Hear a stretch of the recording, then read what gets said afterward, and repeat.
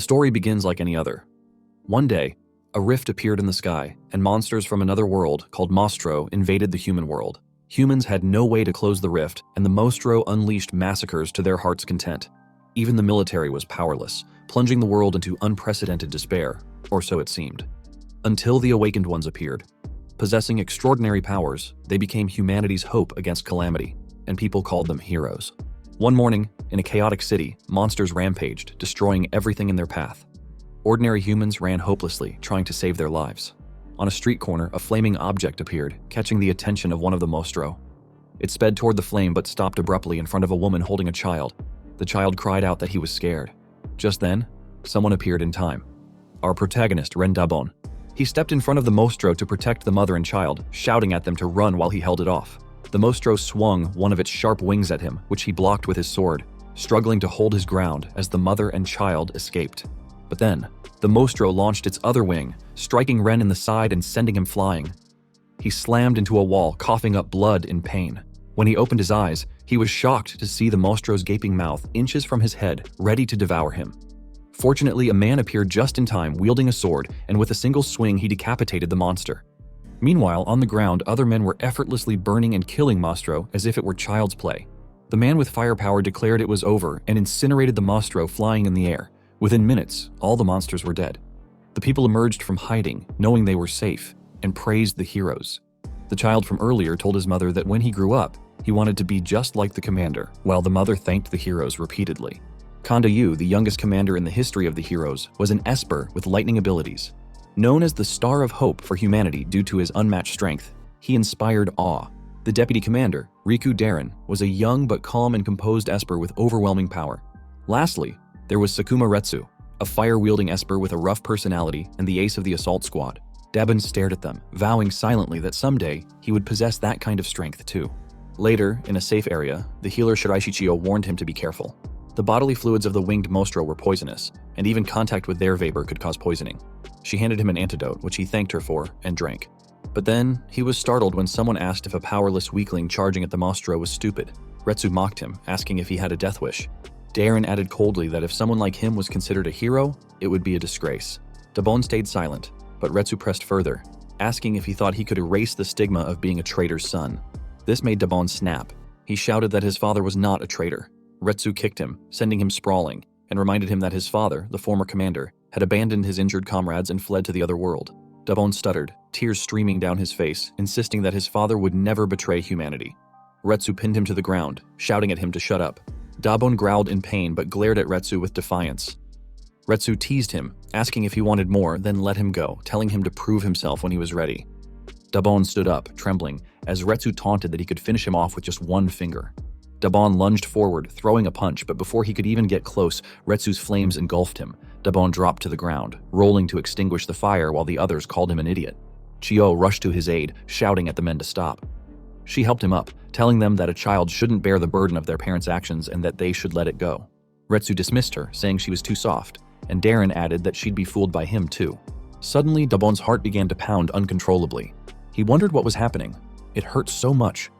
His veins bulged, dark blood visible beneath his skin. Chiyo noticed immediately and realized it was the winged Mostro's poison. Dabon recalled the moment he had slammed into the wall earlier, which had been covered in the monster's sting. Chiyo quickly reached for an antidote, assuring him she had one last dose left. But before she could administer it, someone stopped her. It was Yu, who calmly stated that it wasn't the right time to use it. Yu bent down in front of Chiyo, asking for the antidote and ordering her to check on a child who had collapsed nearby.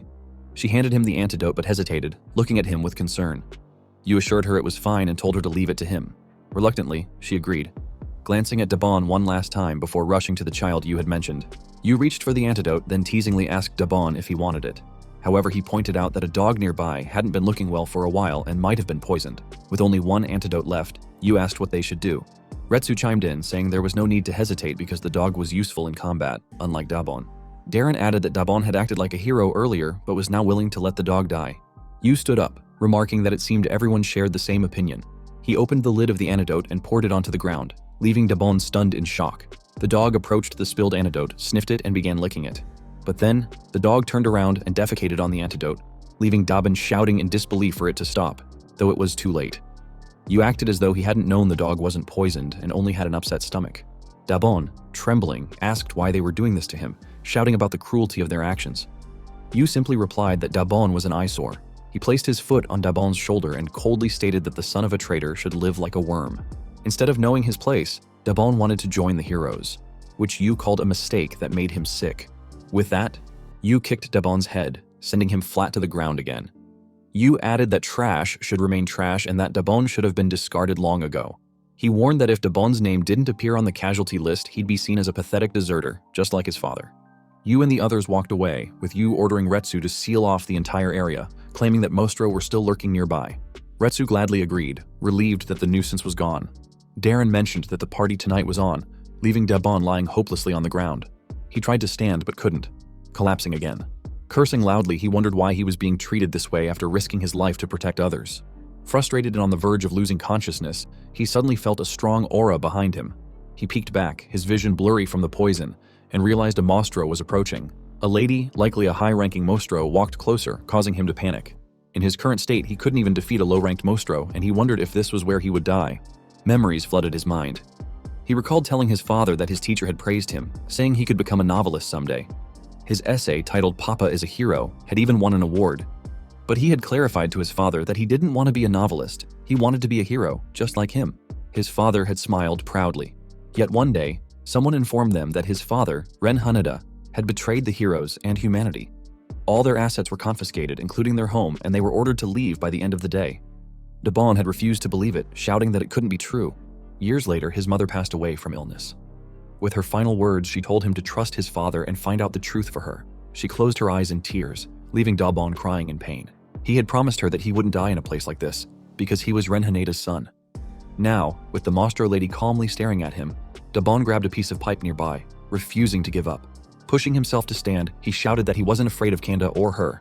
Clenching his teeth tightly, he launched himself toward the lady, determined to fight. But before he could get closer, the lady glared at him and aimed her hand in his direction, releasing a powerful force that struck him. He screamed in pain as the blast sent him flying. He slammed into the ground, bounced, and finally came to a stop.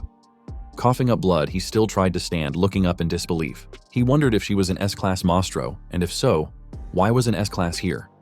He began to question if the intel had been wrong and if the weaker Mostro from earlier were merely a distraction, while this was the real ambush. Struggling to his feet, he knew he had to inform headquarters.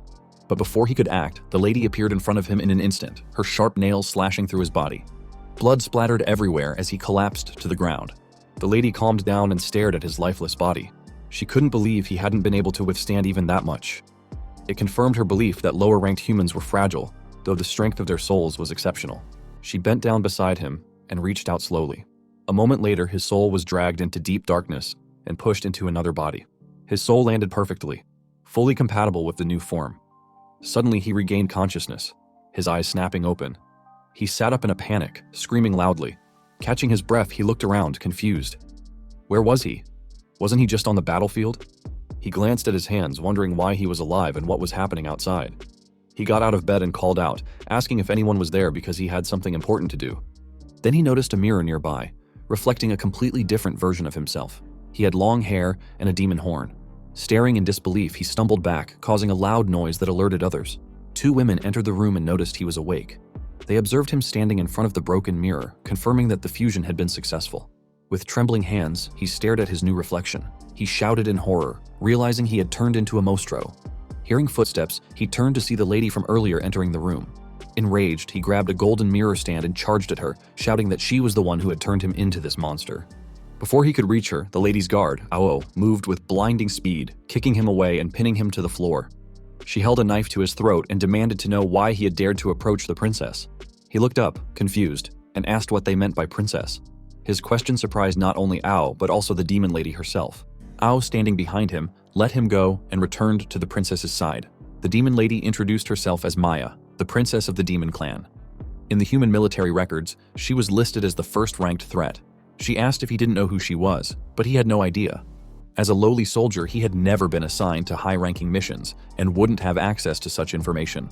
Ao then informed him that if Maya hadn't extracted his soul, he would have died. He asked what they meant by soul extraction and recalled that, according to the hero's records, Mostro were classified into 4 types: the Demon Clan, the Winged Clan, the Beast Clan, and the Armored Clan.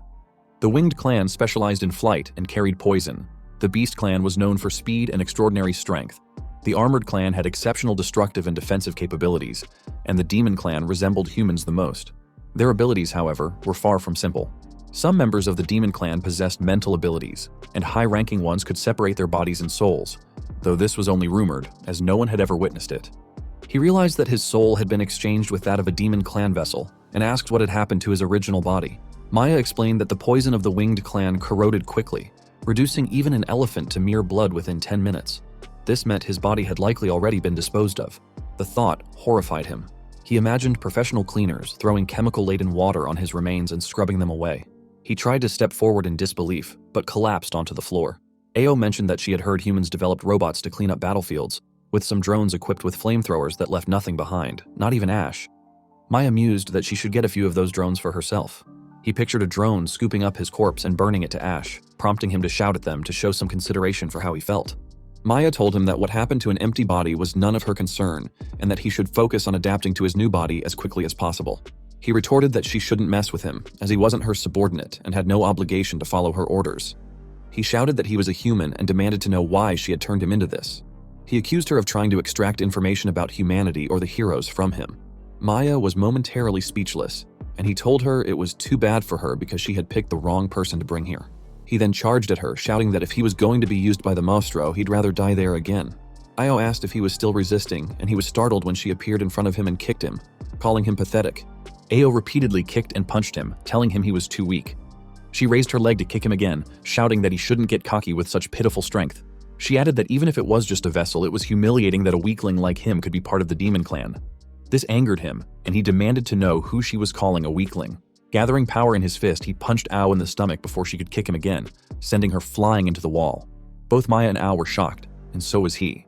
He stared at his hand, unable to believe what he had just done. Ao was stunned to see the power of the Demon clan manifesting in him, and Maya realized that the power of the Demon clan was linked to the strength of the soul. She wondered how a mere human could possess such strength. He felt power surging through his entire body, a sensation he had never experienced before. He asked them what was happening. Maya suddenly felt something and rushed to him. She grabbed his shoulder and threw him forcefully, but he landed safely on the soft bed. She then sat on his body in a panic, staring at him shyly for a moment. But then, Maya tightly grabbed his neck, making him struggle to breathe. He wondered what was happening. He tried to push himself up but realized he couldn't move. The demonic energy that had been surging through his body moments ago was now completely gone. Maya suddenly felt something and grabbed her clothes, quickly removing them. He asked her what she was planning to do. She grabbed a nearby blanket and threw it over them, lying on top of him. Meanwhile, outside, long, vein-like tendrils crawled along the walls toward the room's door. They pierced through the door, and once inside, the flower-like structures at their tips opened, revealing eyes. The eyes began to scan the room, observing what appeared to be an intimate moment between Maya and him. Ao immediately grabbed one of the tendrils and snapped it, causing the eye to lose its life.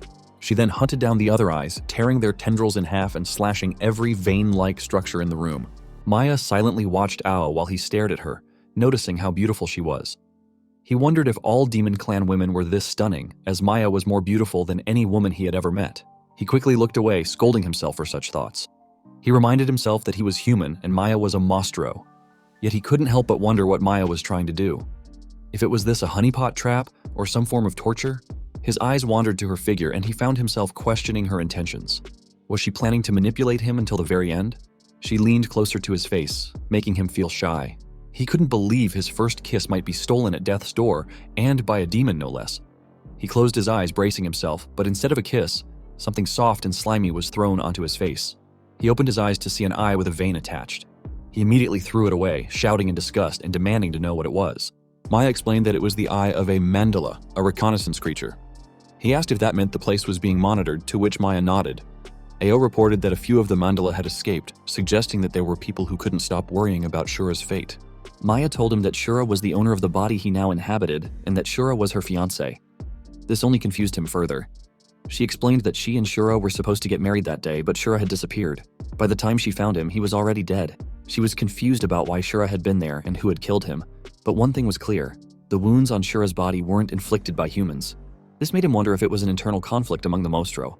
Maya added that the Demon clan valued merit above all else. Even royalty was no exception. If they didn't constantly grow stronger, they would be left behind. She informed him that Shura had been the strongest warrior of the Demon clan, and losing him meant she would immediately become a target. To keep Shura's death a secret, she had no choice but to merge a living soul with Shura's body. He asked if she was saying she hadn't brought him there to blackmail the military. She confirmed this and asked if she was correct in assuming he had been abandoned by the military. Her words shocked him. Ao chimed in, calling him just a lowly soldier and pointing out that there were no other survivors, so Maya had no choice but to pick him. This angered him even more. Maya then gave him a choice: cooperate with them or die once again. Her words left him startled and unsure of what to do. She handed him a tablet, and he asked what it was.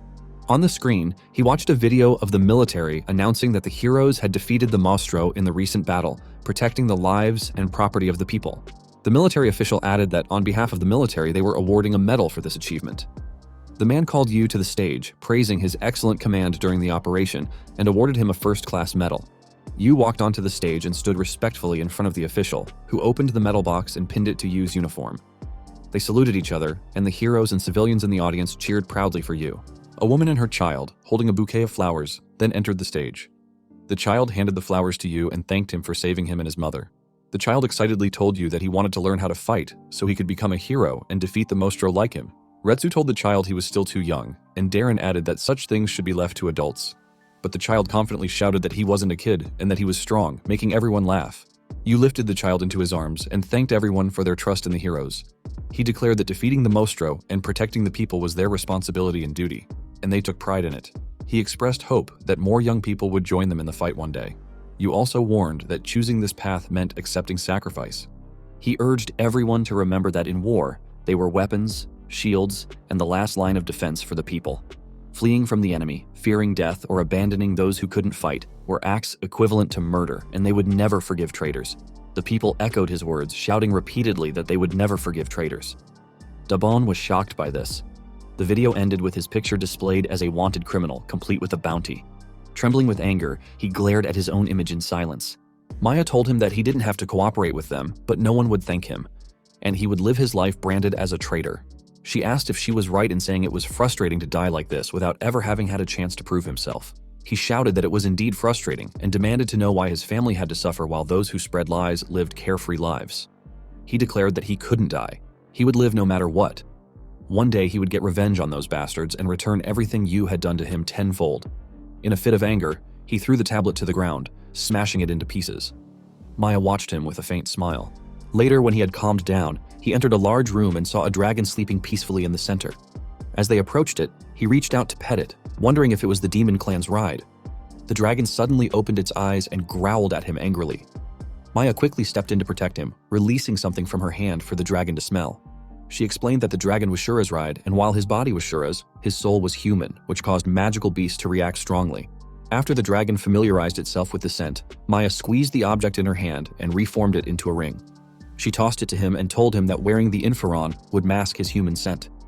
Io appeared, holding a stack of papers, and told him that they contained everything he needed to know about Shura. She said he should learn it all before they reached the Demon Palace.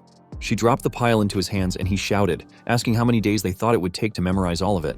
Ao simply replied that she didn't care. Maya added that he didn't have to memorize it if he didn't want to, but if he made even the slightest mistake, she would kill him. Her words left him standing still, completely speechless. Later, they were flying on the dragon's back. He looked down, unable to believe the world inside the gate. Demons walked the streets, talking, drinking, having fun, and selling food just like normal humans. He had always thought of the Mostro as a barbaric group, but now he wondered if this was the kind of life they led. Maya told him that the world he came from wasn't much different, so he would get used to it quickly. But he disagreed, saying that humans had morals and laws, and they lived by helping each other, while demons only knew murder and theft. He then noticed that many things around them resembled human creations and asked if most of the items there had been taken from humans. Ao reminded him that they were war spoils and that it was only natural to take what they could. She added that if he was upset, he should try taking them back. Her words angered him, and he retorted that thieves could only speak from a thief's logic. Maya, however, simply stared at him in silence. Maya was suddenly shocked when she saw a swarm of bugs blocking their path. The bugs rushed toward them, and he covered his face in fear. But Maya calmly raised her hand, burning the bugs away as the dragon continued flying forward.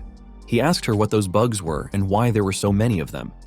Maya explained that they were horseflies, born in the abyss, and their bites caused pain that could last for days. She then ordered the dragon to lower its altitude, and it complied. As they descended, a foul smell hit his nose. He immediately covered it, shouting that it stank. Maya explained that it was called miasma. He looked ahead and saw a dark ocean filled with monstrous fish.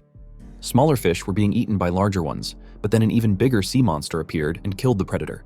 The sight surprised him. Maya explained that the abyss was where the sea met the depths of their world. She told him that while he spoke of laws, they had their own survival rules. The strong eat the weak.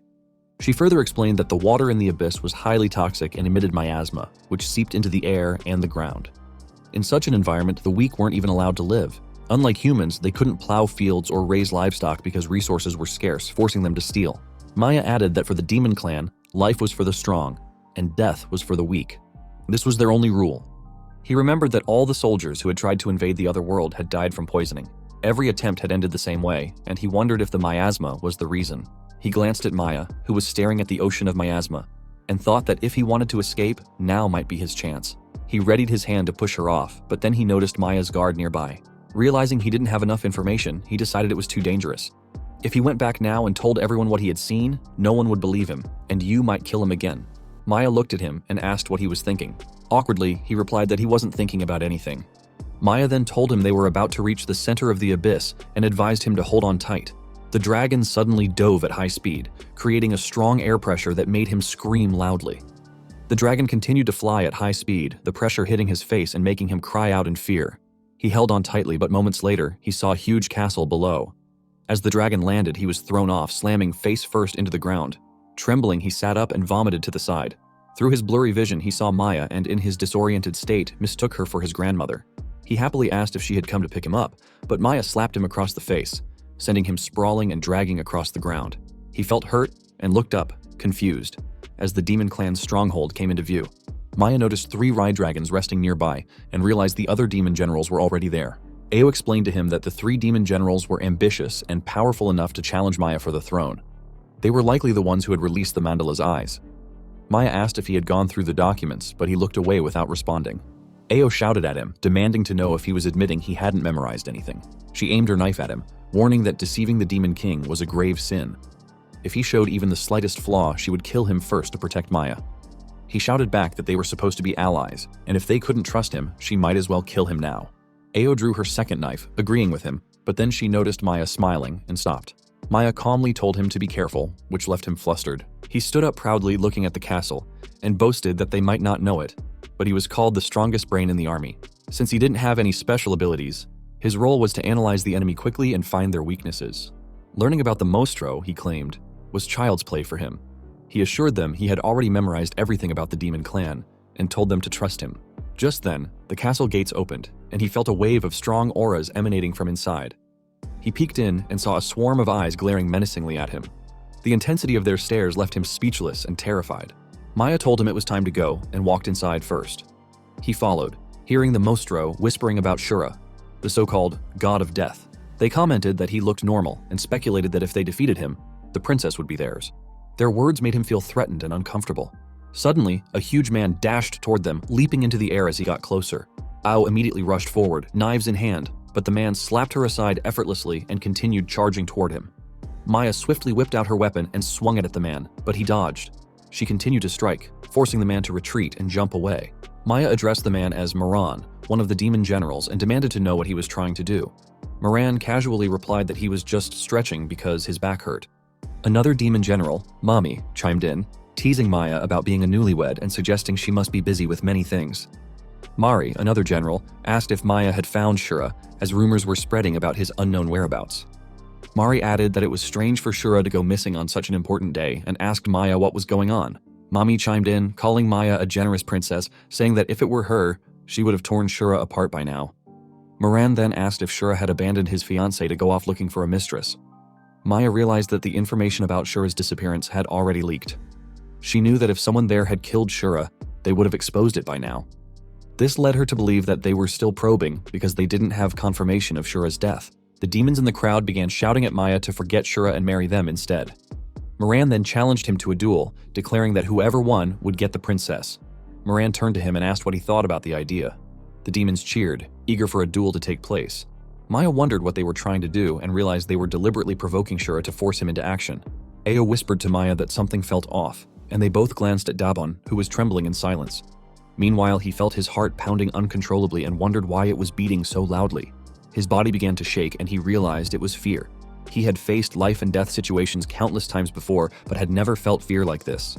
It was as if a sheep had wandered into a pack of wolves, and he was about to be hunted.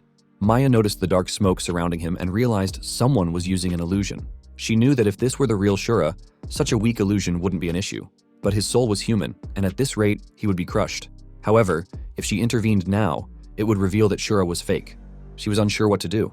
He saw Moran's figure looming before him. His vision blurred, and he felt like he couldn't breathe, as if his heart was being squeezed and about to explode. Moran shouted at him to say something, but he remained silent, which only angered Moran further. Moran unleashed his firepower and aimed his fist at him, shouting not to underestimate him. But before Moran could strike, Maya kicked him from behind, sending him slamming face first into the floor. The sudden move shocked Moran, Mami, Marie, and all the demons watching. Maya calmly stated that a man who didn't cherish her wasn't worth having. She told him that if he didn't clear up the misunderstanding, she would cancel their engagement right then and there. His heartbeat returned to normal and he regained his composure. He could see Moran's shoes clearly now and realized his body could move again. He sat up, breathing heavily. Moran laughed and called him a coward, saying he couldn't even defeat a woman, which proved the princess had bad taste. He responded that he had known something was off, but now he realized it was Moran's mouth. This enraged Moran, who demanded to know what he had just said. Smirking, he headbutted Moran with his horn, shouting how dare Moran insult his woman. The strike cracked Moran's eggs, causing him to scream in agony. Io called him a coward, while Mami remarked that she was glad she wasn't a man, as just watching the scene made her feel pain. Mari added that Shura, the god of death, was truly terrifying. He stood up, watching Moran writhe in pain on the ground. The demons were impressed. With a single strike, he had subdued one of the demon generals, and they were relieved they hadn't picked a fight with him. Moran, furious, called him a bastard and shouted that he would kill him. But before Moran could act, someone announced the arrival of the Demon King. A rift appeared in the hall, sucking in the air around it and growing larger and larger. When the rift began to spread, Maya introduced herself, followed by Mari and Moran. They all knelt down in respect, and the other demons followed suit. Maya noticed Moran was still standing and asked if he planned to disrespect the Demon King. This angered Moran, but he remained silent and reluctantly knelt down. He stood behind Maya, his focus fixed on the rift, waiting for the leader of the demons, the only SSS-level Mostro in the military files. To his surprise, a small, cute animal emerged from the rift. It was the Demon King. He couldn't believe his eyes and wondered why the Demon King looked like a capybara. He then heard Maya's voice in his head, telling him not to be surprised. He looked around and realized he was the only one who could hear her. Maya explained through telepathy that the Demon King had grown old and entrusted most of the work to the 4 demon generals. It was rare for the Demon King to show his face, so he usually communicated through intermediaries. She added that even Shura had never met the Demon King in person. For now, she instructed him to stay hidden and silent. The Demon King announced that there was an important discussion to be held today. The 4-clan meeting was about to take place, and this time, they would select a new representative to join. Maya remained calm, while the 3 demon generals smirked. He asked Maya through telepathy what the 4-clan meeting was. She explained that the Demon Clan, Winged Clan, Beast Clan, and Armored Clan gathered every 5 years to discuss important matters such as contracts, peace treaties, and land divisions. The most authoritative figures from each clan participated, and until now, the Demon King himself had attended. In other words, the person chosen as the representative would have the potential to ascend to the throne of the Demon King. Moran stood up and proudly declared that among the 4 demon generals, he had the most subordinates and the greatest power, making him the best candidate. Maya knew that Moran's strength was unmatched among the generals, but his rough personality and lack of consideration for others made him unfit for leadership. Marie responded to Moran, saying it was a shame because the role required brains, not just muscles, something Moran lacked. Maya knew that while Mari's power was weaker than Moran's, he was the most cunning and excelled in calculations, making him the sharpest of the group. Ao then spoke up, stating that the most noble person should attend the 4-clan meetings. As the Demon King's daughter, Maya should participate. However, Maya knew that despite her status, women held a low position in the Demon Clan, and she would be at a disadvantage in the succession. Moran teased Maya, suggesting she should learn skills to please men so her husband wouldn't run away. He added that there was no place for women in such matters. Suddenly, a venomous snake appeared at Moran's side and tried to bite him, but Moran dodged it easily. The snake turned and attempted to strike again, angering Moran, who punched it away. The snake crawled back to Mami, who warned Moran that if he looked down on women, a woman would kill him. Maya knew that Mami, despite being a woman, knew how to use her femininity to her advantage and was cruel by nature. Mami had enchanted many men and had numerous subordinates. Moran asked Mami if she was planning to fight him, but she replied that she wasn't. She added that Moran seemed injured and that pushing himself further would ruin him as a man, which infuriated him even more. Marie stood up and declared that it didn't matter whether someone was a man or a woman. For the demon clan, power was everything, and he would support whoever was the strongest. Hearing Mari's words, the other demons realized they also had a chance. They had never heard that the king would choose from the 4 demon generals, and as long as they were strong, they could become the representative of the demon clan. The demons rushed at Moran together, trying to defeat him, but they were nothing more than pests to him. Dabon noticed that Mari had skillfully turned Moran into an enemy, earning his respect as a clever strategist. He realized that when Moran and Mami were weakened, Mari would strike, reaping the benefits. In interspecies negotiations, strength was the trump card, and they didn't have time to fight among themselves. However, he thought the demon clan was too simplistic, as infighting only led to self-destruction. While Moran was busy attacking the demons, Mami took out her knife. Seeing the perfect angle, she dashed toward Moran from behind.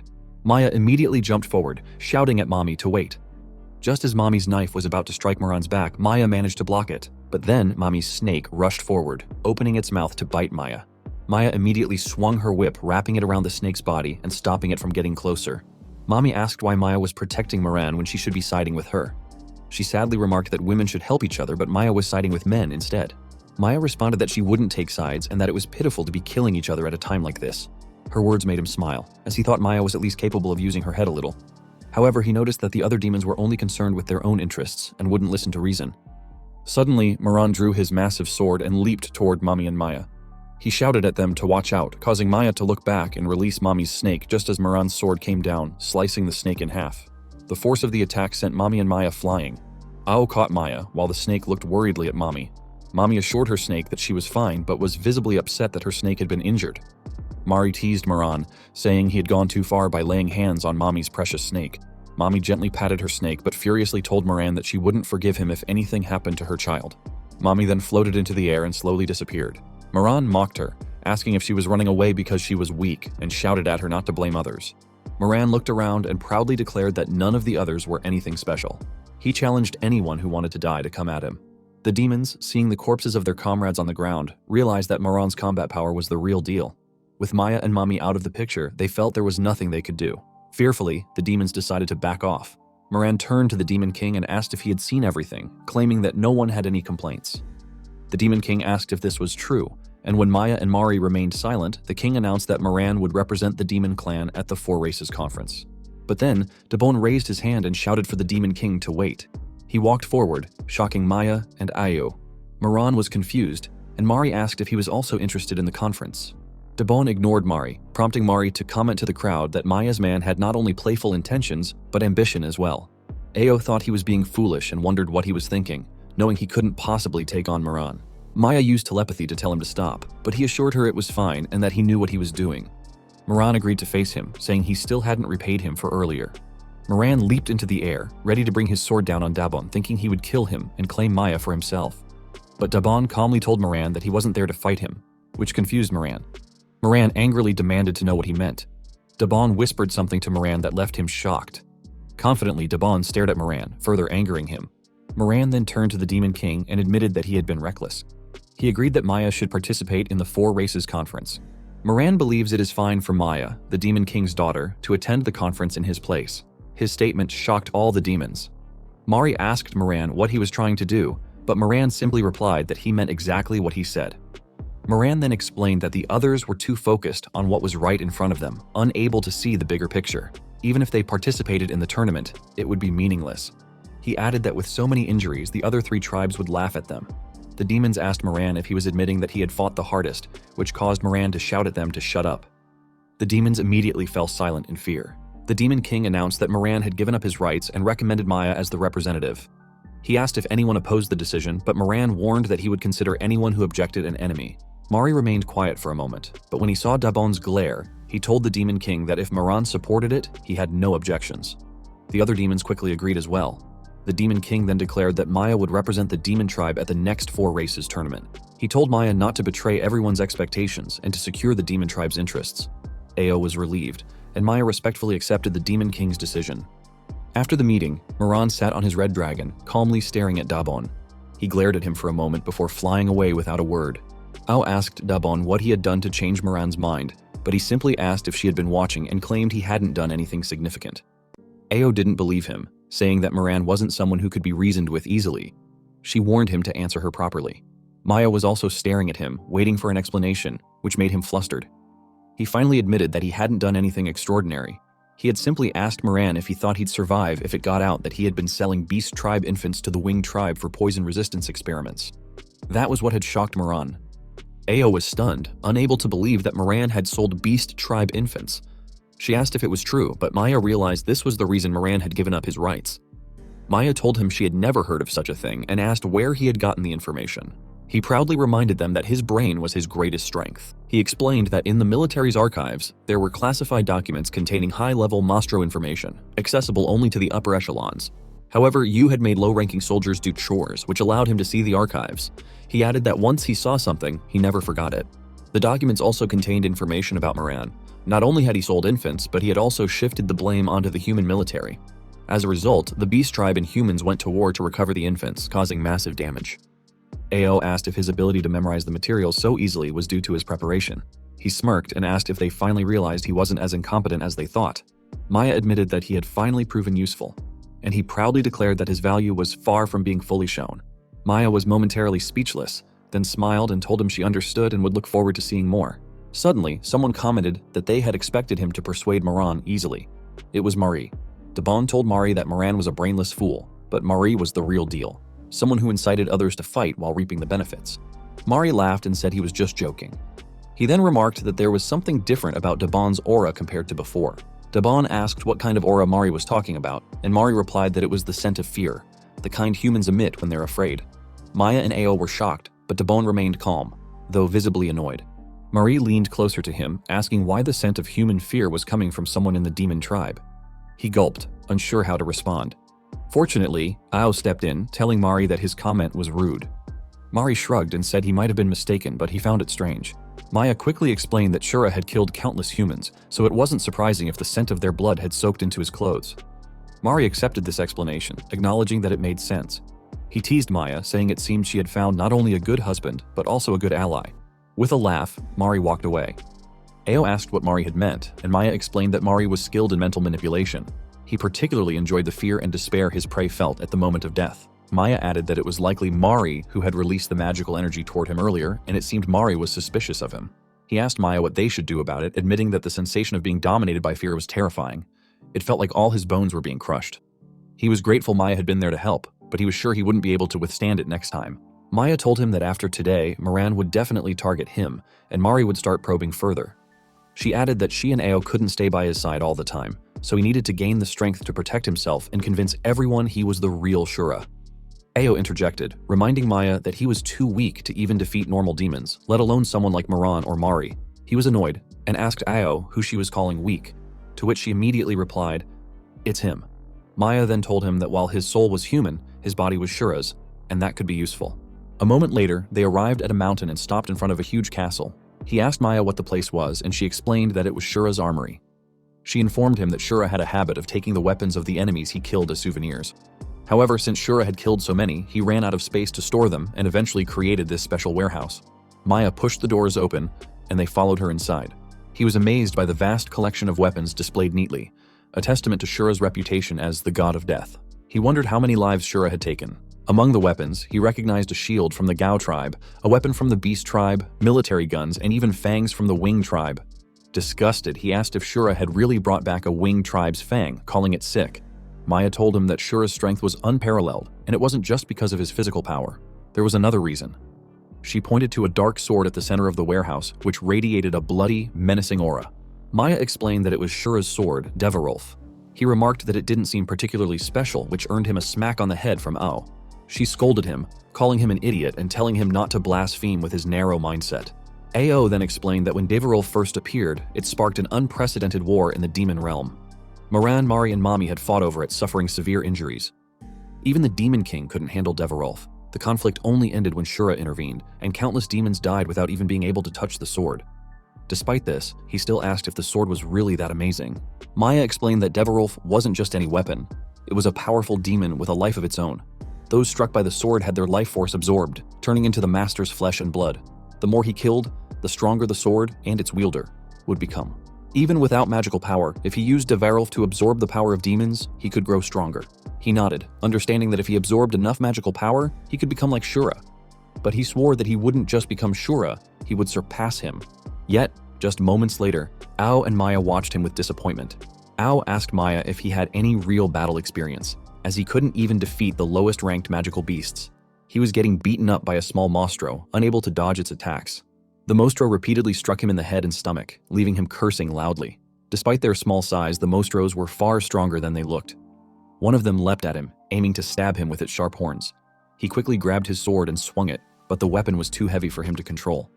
Instead of hitting the monstro, the sword stabbed into the ground. He struggled to pull it out, cursing in frustration, but then panicked when he saw the monstro open its mouth, ready to bite him. He ran away, leaving the sword behind, and shouted at the monstro not to eat him. Maya had known he was weak, but she hadn't expected it to be this bad. Ao was equally disappointed, remarking that he couldn't even handle a weapon properly. She thought it was absurd that he believed he could surpass Shura, calling humanity a race of big talkers. Maya noticed that while his body was Shura's, he didn't possess Shura's power, which was why Devarolf didn't recognize him as its master.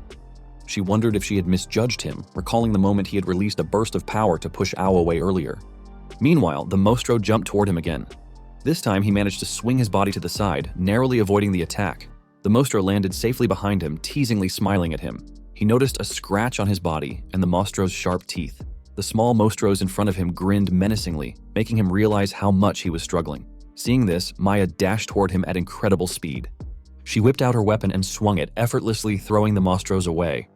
The creatures gathered at a distance, trembling in fear. He sat down, catching his breath, but Maya told him they should call it a day.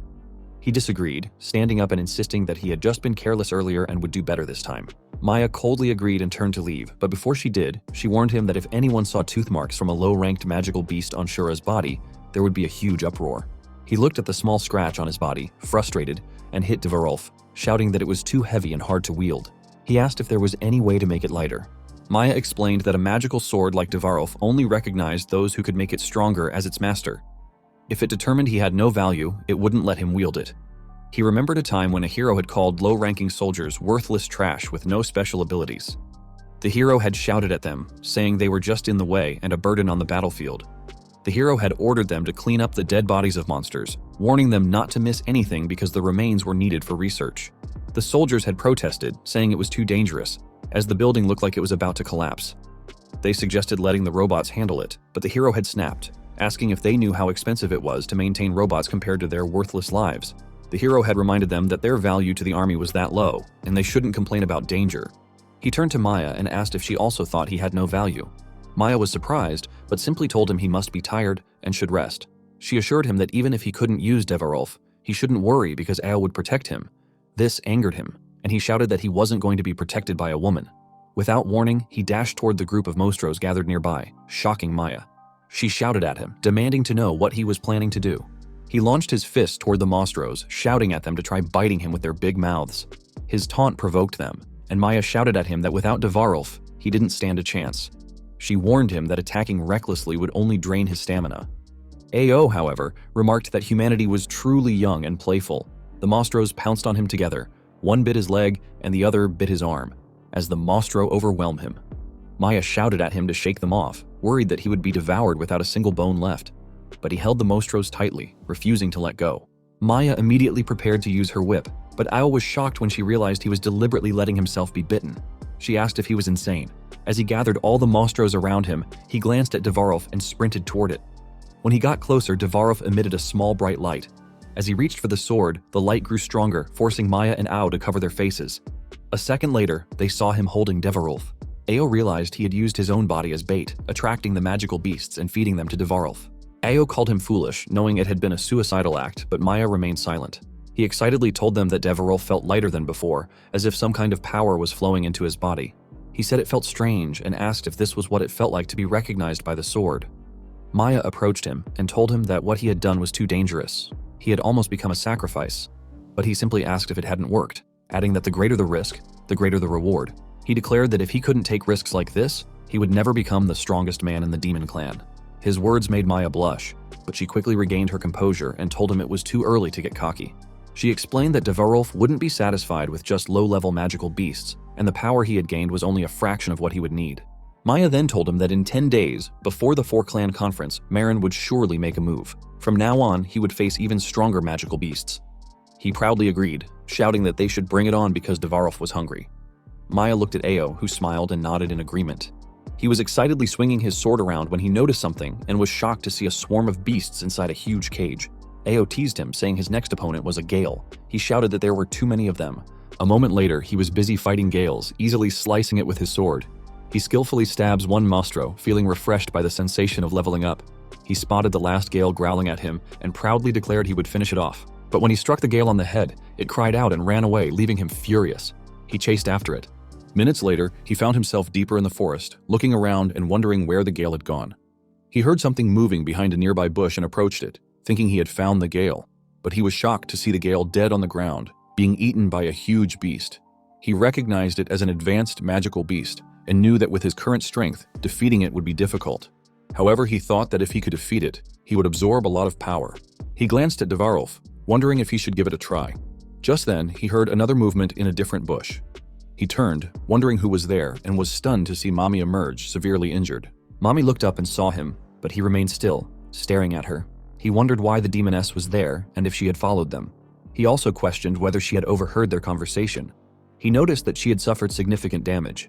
Glancing back at the advanced magical beast, he realized that if he didn't act, they would end up fighting among themselves. He decided to wait for the right moment and take advantage of the situation. Meanwhile, Mami thought to herself that no man had ever resisted her charm. She planned to use him to attract the magical beast's attention while she made her escape. Suddenly, Mami stepped on a tree branch, causing a loud crack that caught the beast's attention. Both of them panicked, realizing the beast had noticed them. The beast rushed toward them and Mami softly begged him to help her. Instead, he ran away, shouting at the beast to eat her if it was hungry. His reaction shocked her, but then a snake wrapped around his body, stopping him in his tracks. The snake dragged Mami closer to him, and she wrapped herself around him from behind. She asked if he shouldn't act like a hero and help her, saying that running away was awful. She added that if he was still a man, he should protect her. He shouted at her to stay away, saying his wife hated her and that Maya would be upset if she saw them like this. Mami licked his neck and teased that if the world found out the god of death was controlled by his wife, they'd laugh at him. But he didn't care and kept running, shouting that he wasn't interested. The beast gathered flames in its mouth and spat them in their direction. He ran as fast as he could, realizing the beast was a fire element magical beast. However, he wasn't fast enough. Just before the flames hit, Mami jumped off his back and landed on his shoulder, hitting him and causing him to shout in pain. She then rolled through the air and landed in front of him, but the force of the explosion pushed him further, making him curse loudly. Fortunately, he managed to escape the flames and threw Mami to the ground. She smiled at him as he frantically extinguished the flames on his back. Once the fire was out, he turned his attention to Mami, and he immediately stood up and shouted at her, calling her a coward for using him as a shield. Mami grabbed his shoulder and told him they were the same. He had tried to use her as bait to escape too. He shouted at her to let go, but she refused. Just then, he heard the beast approaching. Cursing loudly, he grabbed Mami by the waist and ran with all his might, carrying her in his arms. Moments later, he reached the edge of a cliff. Below was a poisonous river, and he realized it was a dead end. The beast emerged from the forest and charged toward them. He remembered Maya telling him that even the demon clan couldn't survive the poison from the abyss. He knew that if he faced the magical beast head-on, his true identity would be revealed to Mami, exactly what she was aiming for. With no other choice, he shouted, "There's no choice but to do it." He continued running toward the cliff, the beast hot on his heels. Mami asked what he was trying to do, but when she saw the cliff approaching, she shouted at him, asking if he was out of his mind. She reminded him that below was the abyss and tried to escape his grasp, yelling at him not to drag her into it. Instead, he tightened his hold on her, telling her that she had been clinging to him moments ago, so trying to run away now was impossible. He leaped off the cliff, the beast still chasing them. The beast jumped after them, and as it did, he stabbed Devarolf into the stone wall. The sword dug into the rock, stopping their fall. The beast, however, plummeted past them and landed in the poisonous river below. Within seconds, the beast dissolved, leaving only its bones. He was horrified, wondering how such a large magical beast could dissolve so quickly. The poison was truly unbelievable. He glanced at Mami and felt a strange, cold sensation. Looking down, he saw her legs trembling, and in the middle of it all, he realized she had peed. Disgusted, he stared at her. Mami, her face red with embarrassment, told him it was the first time she had ever been so humiliated in front of a man. She then used her snake, which bit him on the side of his butt. Mami shouted at him to die, making him scream in pain. His cries echoed above the cliff. Mami then threw him off the cliff, causing him to call her a bastard, and demand to know why she was treating him like this after he had saved her life. She coldly replied that demons don't feel gratitude and that he had missed his chance to retaliate earlier. She hovered above him, giving him an amazing view and warning him not to hold back because she wouldn't hesitate to act. He shouted, asking what she was planning to do. Mami sat down on him, and he knew their position was bad. He wondered why all demon women seemed to want to dominate others. He remembered that some demon women, while not matching men in physical strength, could drain their opponent's power through certain actions. As Mommy leaned closer, he trembled, imagining himself being drained of the magical power he had worked so hard to build. He tried to reach for Devarolf, but Mommy's snake wrapped around his hand, stopping him. Mommy told him it was better to stop resisting. She explained that he had already been poisoned by her snake's venom, which was designed specifically for men. If he lay still, he wouldn't have a seizure, but if he tried to stand, the poison would spread instantly, causing him to explode. He shouted that it was a vile poison, but Mommy licked her finger and told him that if he couldn't resist anymore, she would enjoy it. She tore his shirt open, only to be startled by the sight of his body covered in scratches. He panicked, remembering the wounds he had gotten from fighting low-level magical beasts. Mommy, however, was excited, thinking that Maya seemed so serious but that she liked that kind of play. Tempted, Mommy bent down to lick him, declaring that the power of the god of death was hers, making him scream in horror. While Mommy was about to drain his manly hood, a whip suddenly swung in her direction. Mommy jumped away just in time to avoid it. Maya demanded to know what they were doing, and Ao shouted at him, accusing him of having an affair while they were searching for him. He protested, saying it wasn't like that and that Mommy had poisoned him. Ao shot back that if he was poisoned, he shouldn't be so energetic, angrily asking if he was mocking her. Maya shouted at him to get up quickly, but he explained that Mommy had told him if he stood up, the poison would spread throughout his body and cause him to explode. However, Ao grabbed his hair and yanked him to his feet, shouting that no such poison existed. He was surprised when nothing happened and snapped, realizing he had been tricked. Furious, he shouted at Mommy for deceiving him. Mommy laughed, saying she never expected the god of death to be so simple-minded and that he was adorable. He wondered if Mommy was sane, considering she had just tried to kill him and was now flirting with him. Mommy sweetly told him she would let him off for today and that she would see him again. She flirtatiously touched his body, suggesting they should enjoy themselves together next time. He coldly replied that if she wanted to live, she should find someone else. But Mommy wrapped her arms around his neck, teasing that when a man says no, it's a sign to keep going. She kissed him on the cheek and turned to leave, leaving him speechless. Unbeknownst to him, Ao and Maya were fuming with anger behind him. Ao trembled with rage, seeing them flirt right in front of Maya. Mommy, however, walked away, clearly pleased with herself. Maya called out to Mommy, telling her to stop. Mommy turned back and Maya aimed her whip at her, reminding Mommy that the mountain was her territory. She asked if Mommy thought she could come and go as she pleased. Mommy smirked, saying she was surprised Maya was jealous. She then revealed that she hadn't come alone. Mommy explained that earlier she had been hunting demons and absorbing their power to heal her snake. After consuming a few demons, she felt better and asked her snake if the magic power had helped it recover. She swore to her snake that she would skin Moran alive one day to pay him back. While she was talking to her snake, she heard a noise nearby. When she investigated, she saw Moran's flying dragon resting. She overheard Moran asking why Shura had suddenly returned to the demon realm if he wasn't supposed to be there. Moran wondered if he had been tricked. Mari appeared, replying that he had just found out as well, and that the mandala's eyes he had sent out were completely obscured, meaning they had likely been discovered. Mommy was shocked to see Moran and Mari together. She wondered if they were collaborating. She then heard Moran ask Mari what he planned to do, and if he was really going to let Maya do as she pleased. Mari responded by asking why Moran was so anxious. He told Moran that there was still time before the four-clan council and that if things went well, they might be able to eliminate an enemy during the opportunity. Moran asked what Mari meant, but before Mari could answer, a small beast appeared in front of Mommy and bit her leg. The noise caught Moran and Mari's attention. Mari asked who was there, aiming his finger toward the bush and releasing a blast in Mommy's direction. Mommy was hit, but she knew she couldn't win in a 2-on-1 fight. She told herself that a good woman always plans for the future, so she decided to retreat. Quietly, she ran away. Moran and Mari rushed to the bush, knowing Marie had hit the witness, but all they found was a dead beast. Both of them were confused.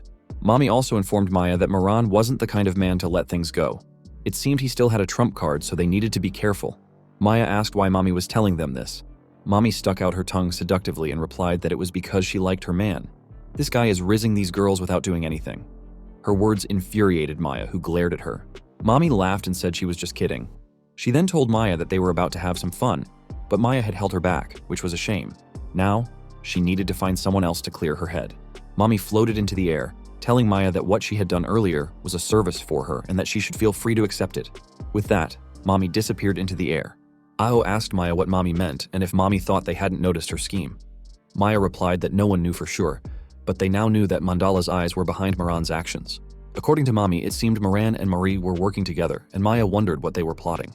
She told Ao that the enemy had figured them out, so they needed to prepare. Ao agreed. Maya then whistled loudly, and her silver flying dragon approached. It landed near them, lowering its wings to let them climb on. Maya and Ao stepped onto the dragon's back, and it positioned its wings to take off. He shouted for them to wait, asking if they weren't going to let him ride. Maya replied that he still seemed full of energy and didn't look like he needed a break.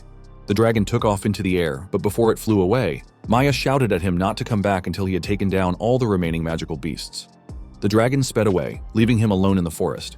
He tried to chase after them, shouting for them to wait. Later, he walked down the street, exhausted. He thought Maya had no mercy, as she had really left him in the mountains like that.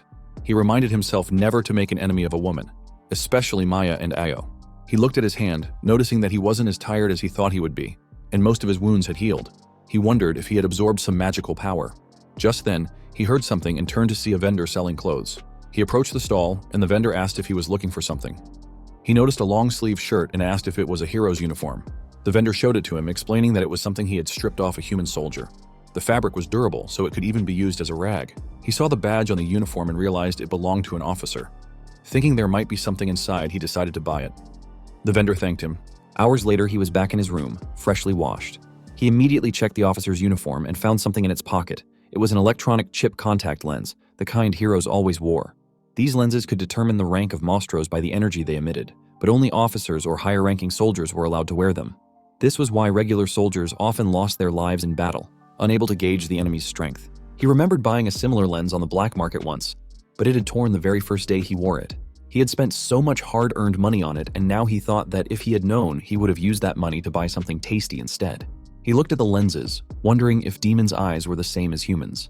He put the lenses on and looked at himself in the mirror. The lenses allowed him to see Shura's aura, dark as the abyss and red as blood. He activated the lenses. They displayed his stats and his rank.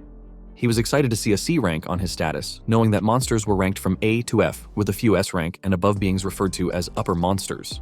He realized how incredible his body was. At first, he couldn't even defeat small beasts, but now he had risen to C rank in just one day. He began to wonder if he truly had talent. He figured out that Devarov sought a master of the same rank. In other words, the stronger he became, the higher the rank of the magical beasts he would have to defeat. He knew he would soon face beasts like the fire-spewing one from earlier, meaning physical attacks alone wouldn't be enough. He would need true demonic power. He recalled that among monsters, the combat style of demons was the most similar to human supernatural abilities. Offensive attributes like lightning, fire, ice, creation, earth, stone, and even special mental attributes were common among demons. But he wondered what type of demon Shura had been. He thought back to the first time he had possessed Shura's body. He remembered that, for some reason, a mysterious power had surged from deep within him. It felt as if he had instinctively protected himself, which was likely a manifestation of magic power.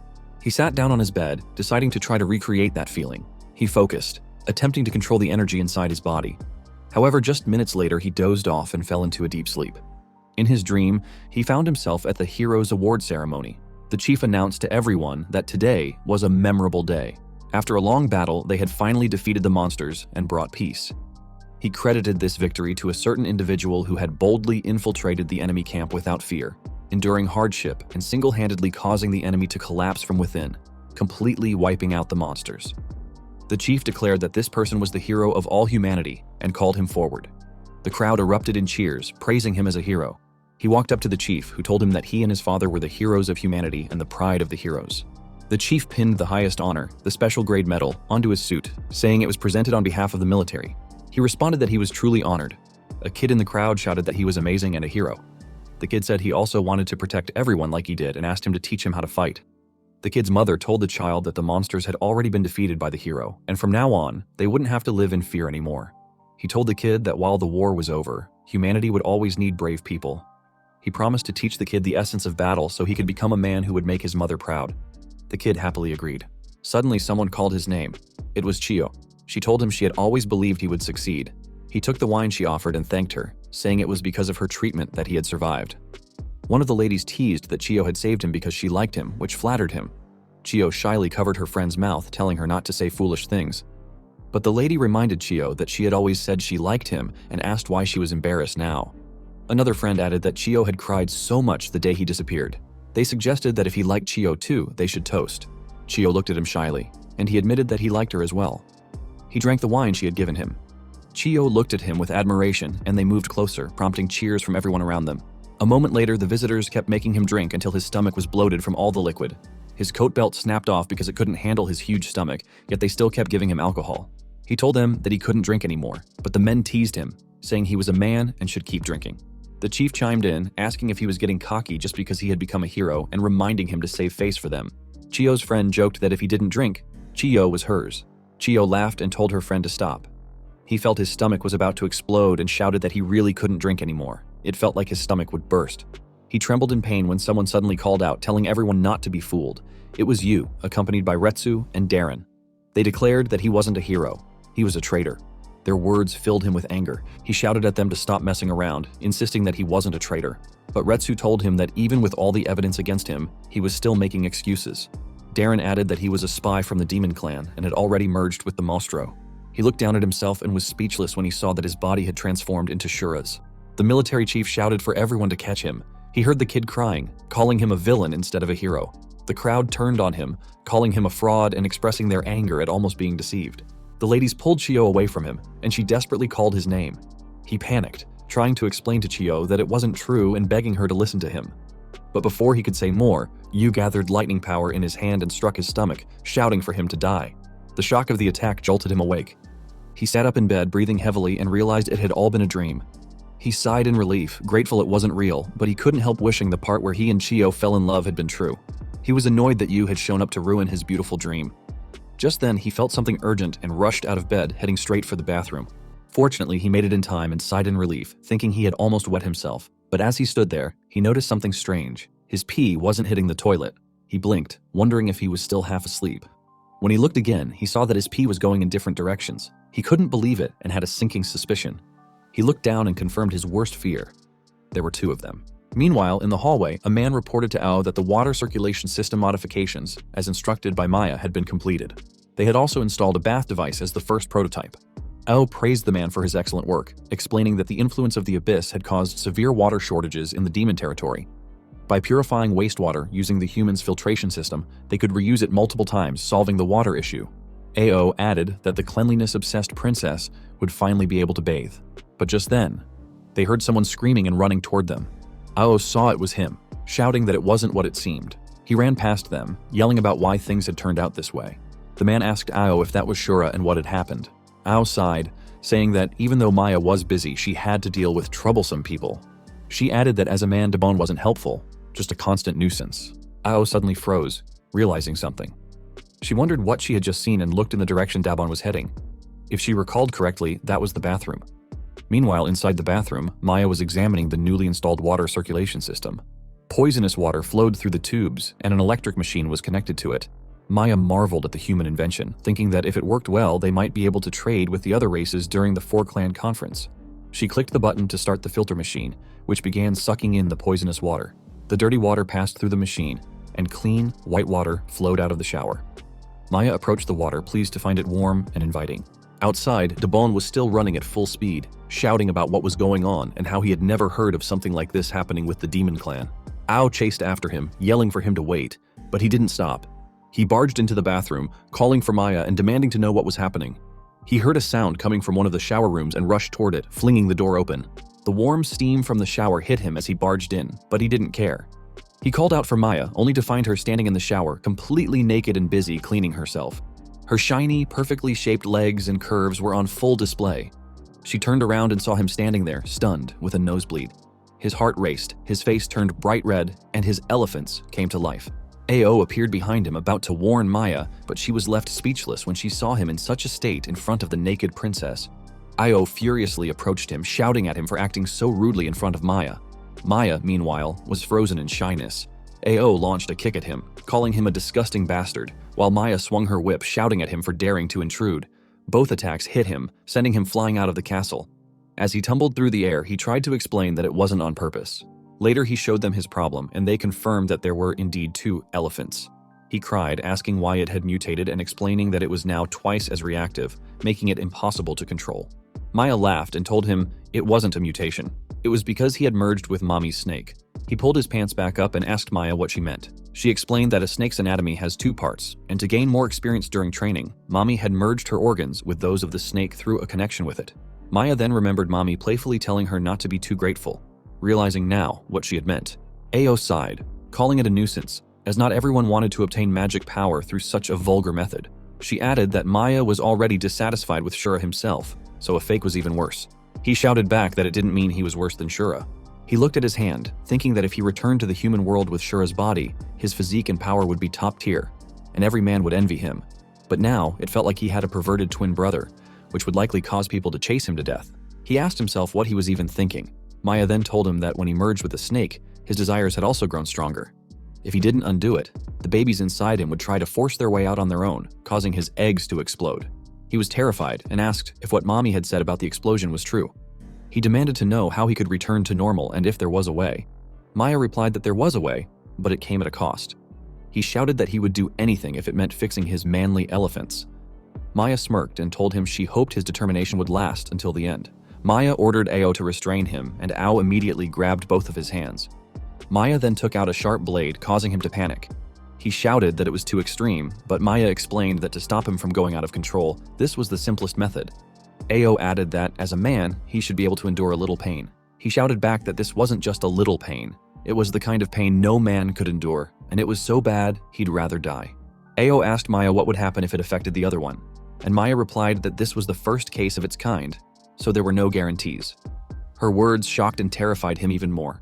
He tried to free himself from Ao's grasp, but Ao told Maya that everything was ready and she should proceed. He shouted at Maya to stop, saying he hadn't even used it once and begging her to just kill him already. But Maya still raised the knife and moved closer, making him scream at the top of his lungs for her to stop. Just as she was about to act, she paused, remembering someone who might be able to help. She put the knife away, and Ao let him go. He slammed onto the floor, covering his lower part and sighing in relief, thinking he had been saved. Ao glared at him, muttering that she hoped both roots of all evil could be cut away. He stood up and shouted at Maya, demanding to know why she hadn't mentioned there was another way earlier. He had almost been killed. Maya calmly replied that she had only just remembered. Ao smiled and asked Maya if she was thinking of what Ao thought she was. Maya confirmed that it was the alchemist, Catherine. She explained that Catherine was at odds with Mommy and had conducted various experiments in the past specifically to counter Mommy's abilities.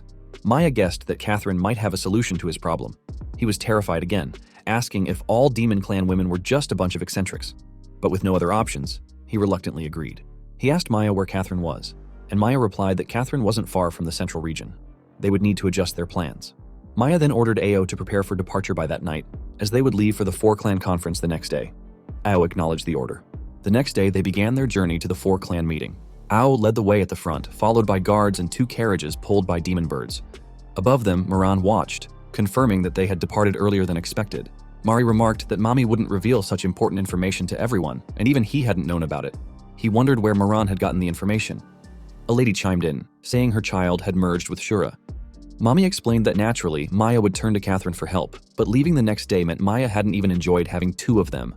Moran reminded Mommy that she used to say she hated men and asked why she was suddenly willing to cooperate with them.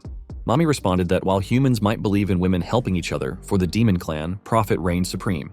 She added that in a 2-on-1 situation, it was obvious whose side to take, and anyone could figure it out.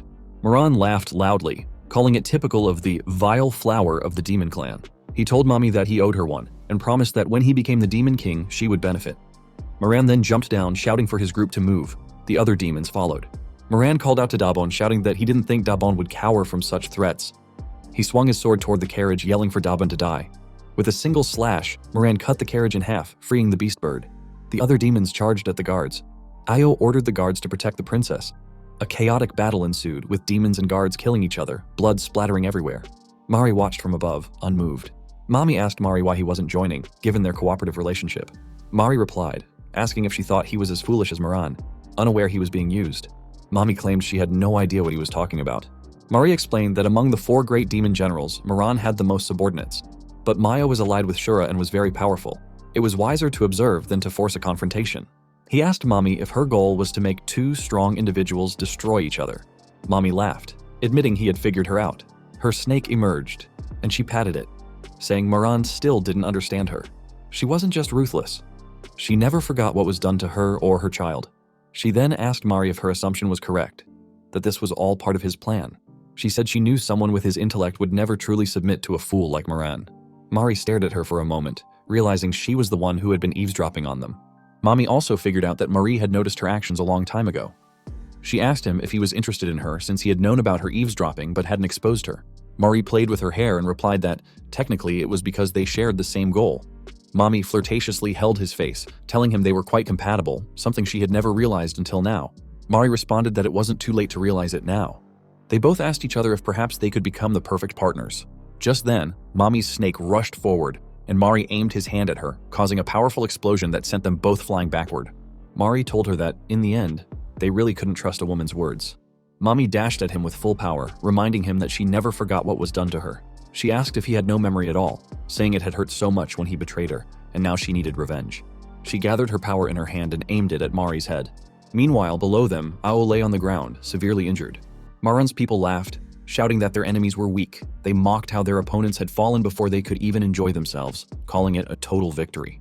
Maran asked his men where Shura and Maya were, wondering if they were still inside the carriage. One of his men shouted that he had found them and lifted the destroyed carriage, revealing the bleeding bodies of Shura and Maya. Maran guessed they had been caught completely off guard. He shouted that someone called a godslayer shouldn't die so easily, adding that this was what happened when they got distracted by lust. But then Maran noticed Devarolf beneath Dabon's body. He reached for it, laughing and saying that what was once proudly Shura's now belonged to him. As he grabbed Devarolf and pulled it, he noticed a string attached to it. Before he could figure out what it was, a bomb exploded, hitting Maran and his comrades. The explosion was so powerful that it destroyed everything around them. Above, Mami was busy repeatedly kicking Mami, while Mari defended himself. He found the perfect timing and kicked Mami away, but she landed safely. Both of them were shocked when they heard the loud explosion below, wondering what had happened. They descended and saw Maran severely injured, holding someone's arm.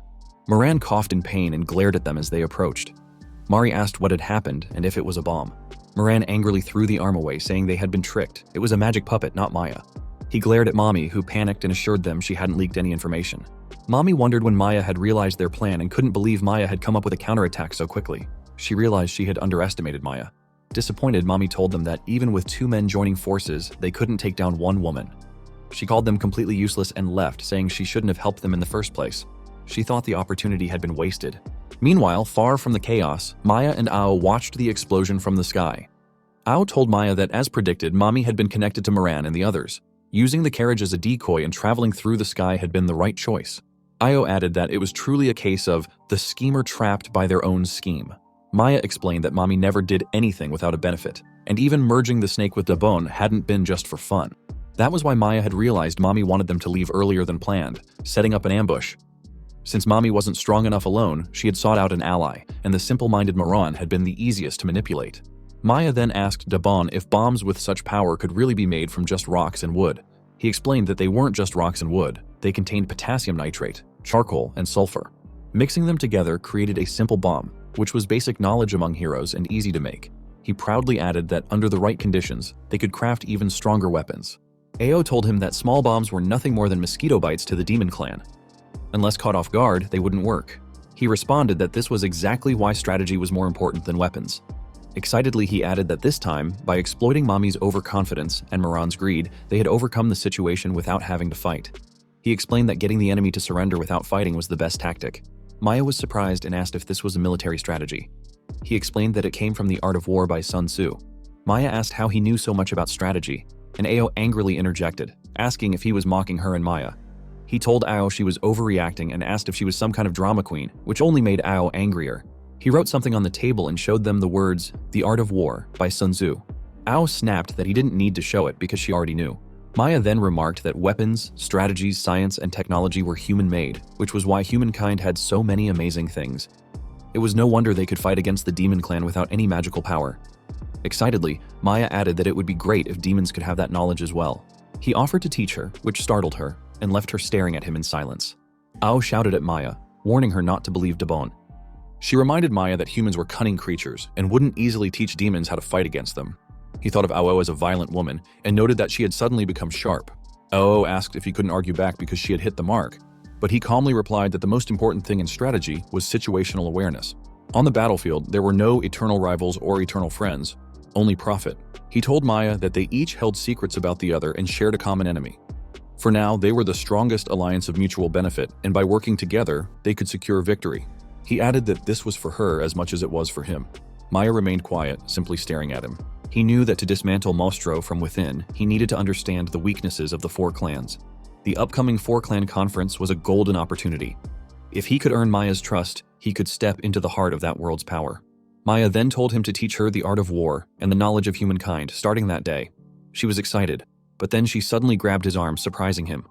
She held it tightly, warning him that if he had any ulterior motives, she wouldn't be Shura's wife anymore. She squeezed his arm as a firm warning, making him scream in pain. A moment later, they landed in the city and began walking through the streets. Maya explained to him that this was the public area where the territories of the 4 clans intersected. All trade between the clans passed through here, so there were complicated rules and order. She then pointed out members of the Beast clan and the Winged clan walking in the street. He was surprised, as it was the first time he had seen Mostro other than demons since arriving. As they walked, they noticed a beautiful beast woman walking gracefully. Several winged men stared at her horse-like rear, and one of them boldly slapped her butt. She was shocked and shouted at the man, demanding to know what he was doing. The winged man smirked and told her not to act so innocent, saying that with her hips raised so high, she was practically inviting him. A beast man suddenly appeared, furious, and asked the winged man if he knew what would happen if he messed with their women. The winged man scoffed, saying that strict Beast clan men were so boring. He added that he could tell by watching the Beast man fight that it was all brute force, and he offered to show them what real satisfaction felt like. Another Beast man chimes in, shouting at the winged man and accusing him of only being good at sneaking around and doing cowardly things. The 2 beast men then charged at the winged men, yelling that talking was pointless and they should just take them down. One of the beast men spun around, positioning his powerful horse-like legs, and launched a kick at the arrogant winged man. However, the winged man managed to fly away just in time, laughing and calling the beast man a fool who could only move on the ground. The winged man shouted that he would show them how terrifying the winged clan could be. He began spitting poison at the beast men, causing the others to run away in fear, knowing the poison was deadly. The blonde beast man grabbed a melon and called the winged men cowards, shouting that he would shoot them down. He jumped into the air, raised his body, and forcefully threw the melon, hitting one of the winged men in the head. The winged man fell to the ground, cursing and swearing to kill the beast man. The 2 groups then began attacking each other in a chaotic brawl. They watched the 2 clans attacking each other, and he asked if no one was going to step in and stop it. Ao shot back, asking if he hadn't been listening to what Maya had said. She reminded him that in this place, race didn't matter, no one interfered, and no one protected anyone. Maya added that this was why Catherine had chosen this location. Ao continued, explaining that the place was ideal for Catherine because of its lawlessness. The 2 women exchanged worried glances, making him ask what was wrong. He wondered if Catherine was really that terrifying. Maya replied that terrifying didn't even begin to describe Catherine, but he would find out soon enough. Her words left him even more frightened. A moment later, they arrived at the shop. Maya pointed and told him this was it. He looked up and saw the sign, Catherine Clinic. The door opened, and he froze in fear. A small robot strolls forward with blue, glowing eyes. It stopped in front of them and greeted them warmly. The robot introduced itself as Toto, the AI medical assistant, and asked how it could assist them. He was confused and asked why there was an AI assistant there. Maya explained that Catherine was extremely interested in human science and technology. She had come across Toto for sale, stolen it, and made it her assistant. He remarked that Maya said it so casually. Ao told Toto that the demon princess Maya had business with Catherine and had come all this way to visit. Toto acknowledged this and guided them inside. As they followed Toto, he noticed jars filled with liquids of different colors, containing various strange objects. Toto stopped in one of the rooms and informed them to wait there, as Catherine was currently working. They agreed, and while waiting, he walked over to a table and looked at the books lying there. The titles included thigh anatomy, biology, and pharmacology. He also noticed diagrams of acupressure points and even human anatomical models. He approached one of the models, noting how well made it was. Other than being a demon, there wasn't much difference from humans. He asked if Catherine knew a lot about humans. He then looked through the window and saw a woman in the middle of the room, busy mixing liquids. He stared at her for a moment and asked Maya if that was Catherine. He commented that Catherine didn't look as scary as they had made her sound, but Maya warned him that if that was what he thought, he was in for a surprise. Toto told them that Catherine disliked being disturbed while working and begged them to remain silent and wait quietly. Otherwise, they would end up like that, Toto said, pointing at the anatomical model. The model suddenly trembled, and he realized it was alive. Toto explained that it was a previous patient who had made a loud commotion while Catherine was working. Catherine had gotten angry and turned him into an anatomical model. Toto then proudly pointed to the other side, showing the patient's skin. The demon, now separated from his skin, admitted through tears that he had been wrong and begged Catherine to forgive him. He stared at the demon, horrified, and admitted that Catherine wasn't just scary. She was a monster. Suddenly, the clinic wall exploded, shocking everyone. When they looked back, they saw 2 horse-like beastmen thrown inside. A winged man kicked them while laughing, taunting them about where their confidence had gone. Outside, the beast woman was being held by other winged men. He realized that these were the same Winged and Beast clan members from earlier. Toto rushed over in a panic, begging them to remain quiet in the hospital. Toto told them to line up in order, but the Winged Man just kicked Toto away, demanding to know what was going on.